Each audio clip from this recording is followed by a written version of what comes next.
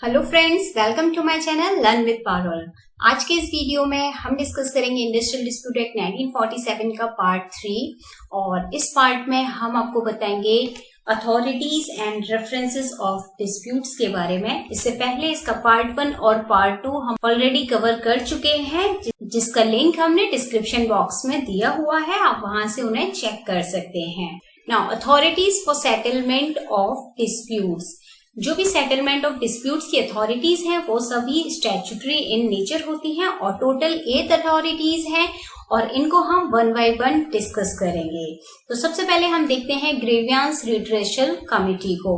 Redressal committee जो add की गई थी ये 2010 के अमेंडमेंट में ऐड हुई थी और इसमें बताया है कि जहां 20 और मोर वर्कमैन एम्प्लॉयड होते हैं वहां पर 1 और मोर ग्रीवियंस रिड्रेसल कमिटी बनाई जा सकती है और उनके अंदर equal number of members of employer और वर्कमैन होंगे।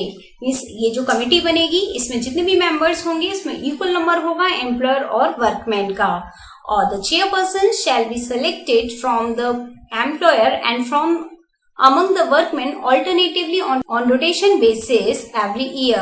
जो भी चेयरमैन उनमें से सेलेक्ट किया जाएगा वो एम्प्लॉयर और वर्कमैन में से ही किया जाएगा और उसे रोटेशन बेसिस पर सेलेक्ट करना होगा हर साल। मीन्स एक साल अगर चेयरमैन एम्प्लॉयर में से बना है तो नेक्स्ट ईयर वर्कमैन में से चेयरमैन अपॉइंट किया जाएगा। Total number of members of the committee shall not exceed more than 6। जितने भी मेंबर्स होंगे कमेटी की के वो 6 नंबर से ज्यादा नहीं होने चाहिए, बशर्ते उनमें एक मेंबर विमेन मेंबर भी होगी। ग्रीवियंस रिड्रेसल कमिटी में complete it's proceeding with in 45 days.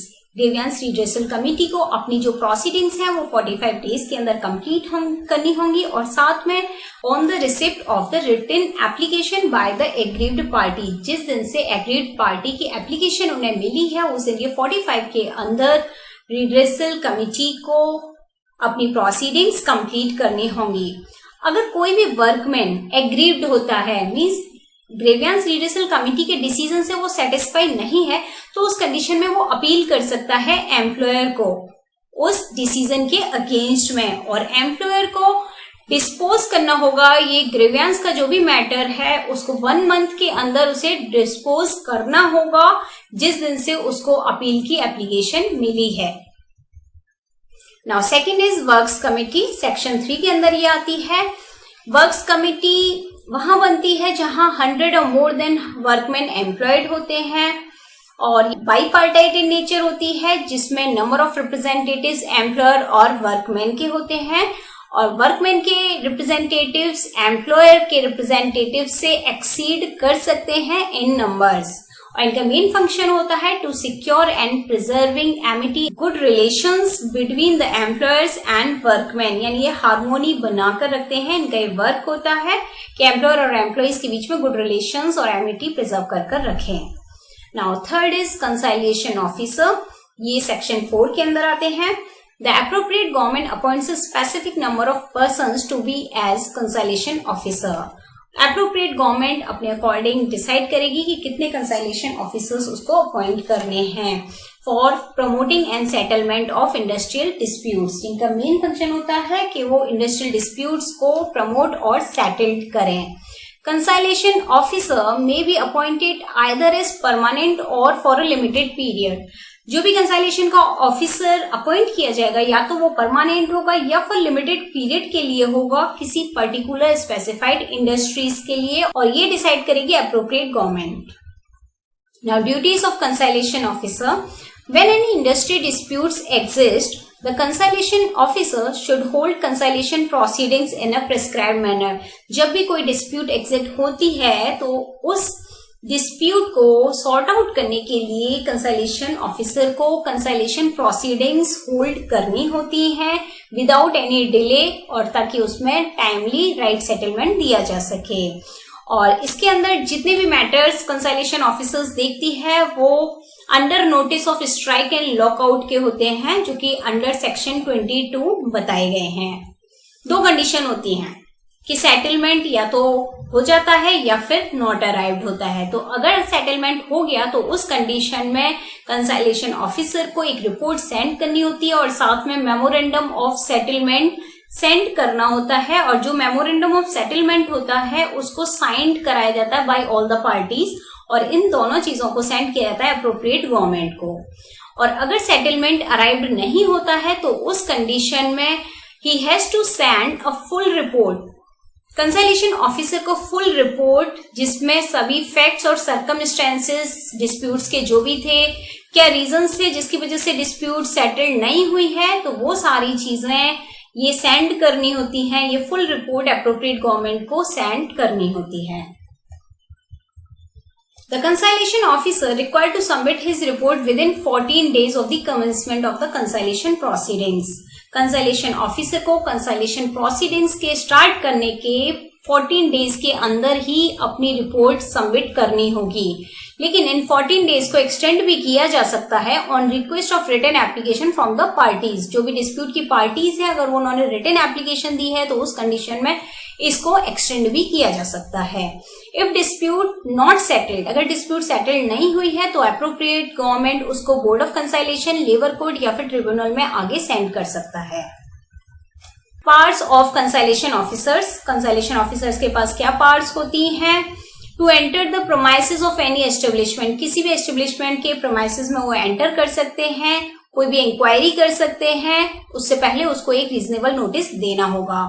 Call for and inspect any document, किसी भी एम्प्लॉय को बुला सकते हैं और कोई भी डॉक्यूमेंट इंस्पेक्ट कर सकते हैं। Verify the implementation of any award, अगर पहले से कोई अवार्ड किसी ने दिया है तो ये चेक करना कि उसे इम्प्लीमेंट किया गया है या नहीं। तो ये सारे काम होते हैं कंसाइलेशन ऑफिसर के। इन पर्पस के लिए कंसाइलेशन को ऑफिसर के पास वो सेम पार्ट्स होती हैं जो सिविल कोड के अंदर दी जाती हैं under the code of civil procedures 1908, और कंसाइलेशन ऑफिसर को पब्लिक सर्वेंट डीम्ड किया जाता है under Indian penal code 1860। Now fourth is board of conciliation, ये सेक्शन 5 के अंदर आता है। ओकेशनली बनता है, जब जरूरत होती है इसकी, ये तभी बनता है। और इसकी कंपोजिशन है, इसमें एक इंडिपेंडेंट चेयरमैन होता है और भी पर्सन्स हो सकते हैं जिसमें 2 और मोर मेंबर्स इक्वल नंबर में होने चाहिए पार्टीज के।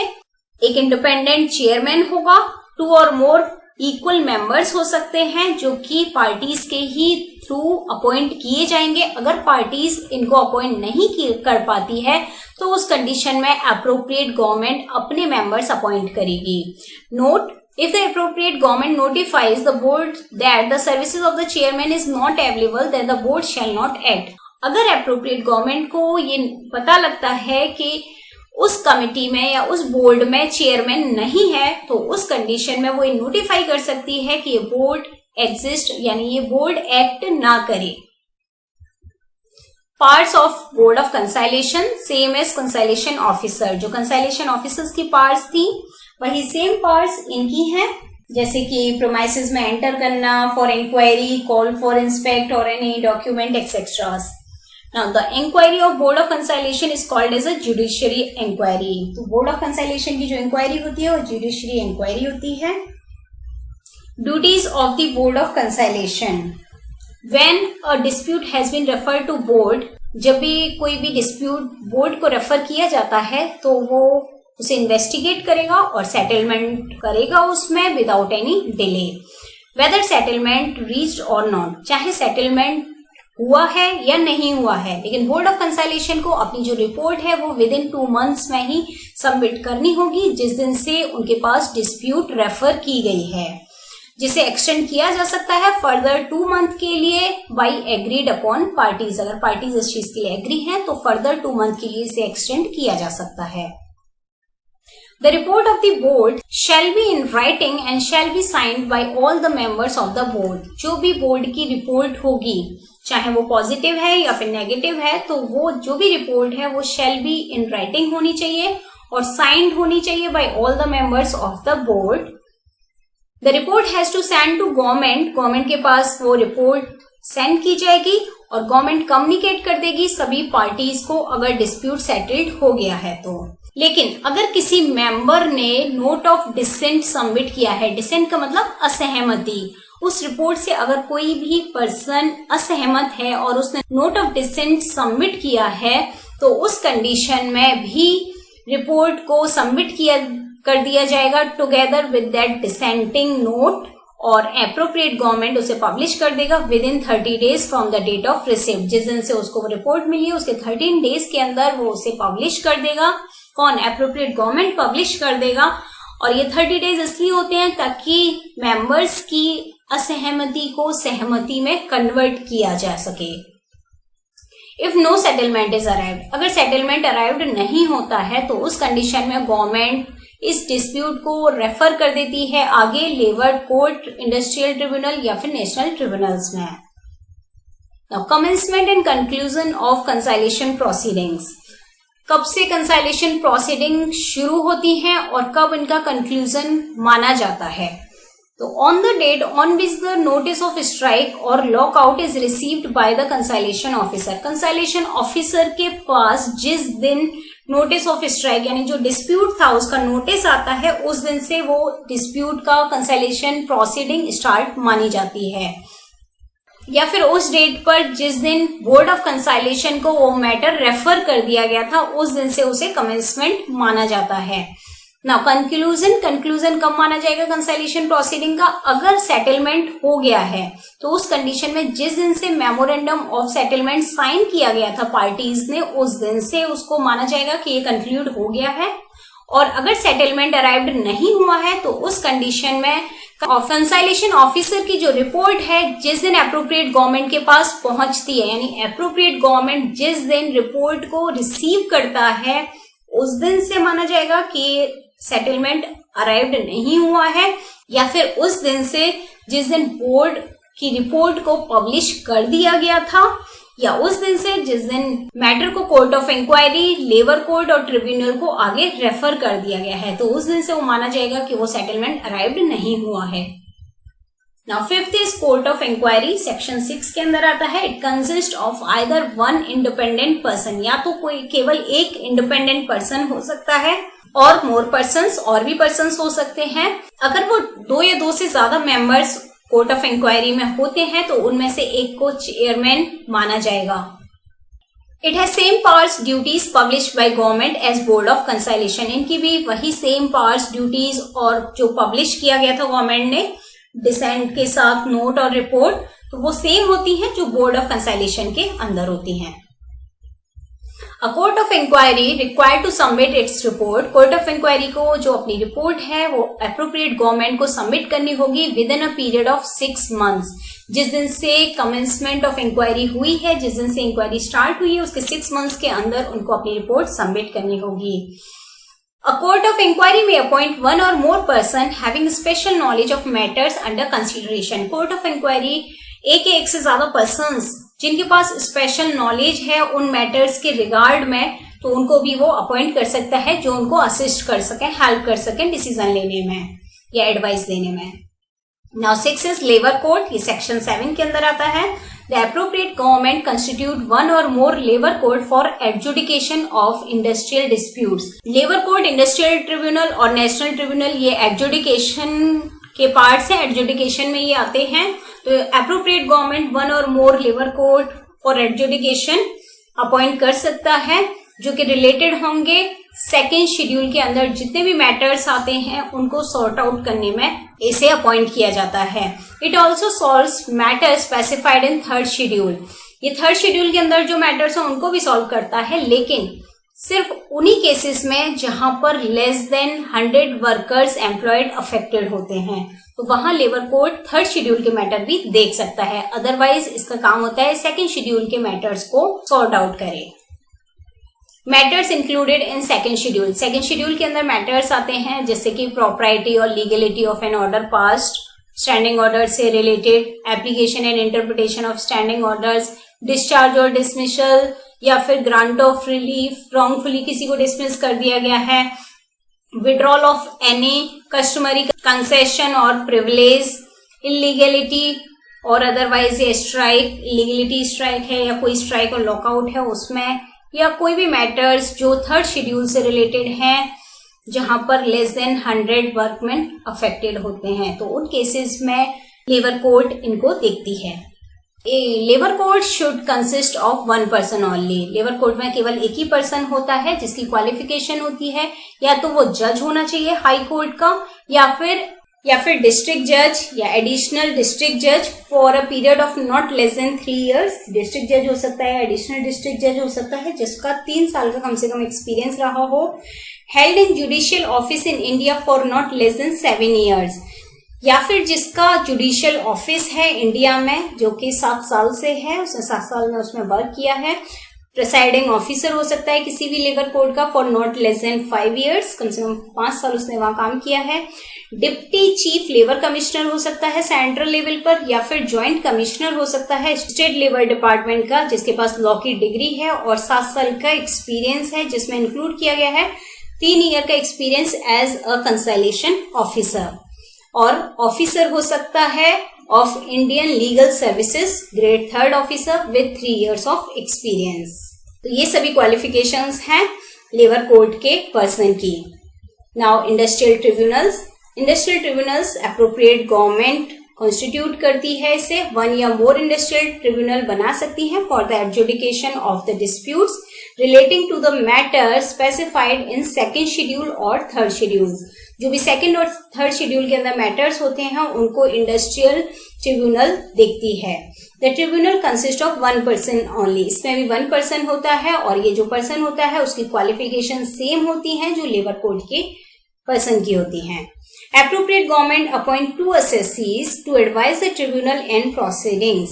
Appropriate government 2 persons को अपॉइंट कर सकता है जो कि ट्रिब्यूनल को एडवाइस करें, हेल्प करें प्रोसीडिंग्स में। Now national tribunals same as industrial tribunal deals with matters affecting more than one state। अगर मैटर मोर देन 1 स्टेट से है तो उस कंडीशन में नेशनल ट्रिब्यूनल उसे देखता है। Now disqualification of presiding officers of labor court and tribunals। Labour court tribunals का कोई भी पर्सन है उसको कब डिस्क्वालीफाई किया माना जाएगा? If he is not an independent person, अगर वो बंदा इंडिपेंडेंट पर्सन नहीं है तब। और दूसरी कंडीशन, अगर उसने 65 की एज अटेंड कर ली है तो उसके बाद वो डिस्क्वालीफाई हो जाएगा। Prohibition of strikes and lockout in public utility services section 23। Public utility services में एम्प्लॉयड हैं उनको स्ट्राइक और लॉकआउट से प्रोहिबिट किया गया है कि वो लोग कॉन्ट्रैक्ट के ब्रीच होने पर स्ट्राइक पर नहीं जाएंगे without giving any notice of strike. 6 weeks के अंदर, स्ट्राइकिंग के 6 वीक्स के अंदर अगर उन्होंने कोई नोटिस नहीं दिया एम्प्लॉयर के तो वो स्ट्राइक पर नहीं जा सकते। और जिस दिन उन्होंने नोटिस दिया है उस दिन के 14 डेज के अंदर वो स्ट्राइक नहीं कर सकते। और before the expiry of the date of strike specified in any notice, जो भी नोटिस उन्होंने स्ट्राइक का दिया है उसकी एक्सपायरी से पहले वो स्ट्राइक नहीं कर सकते हैं।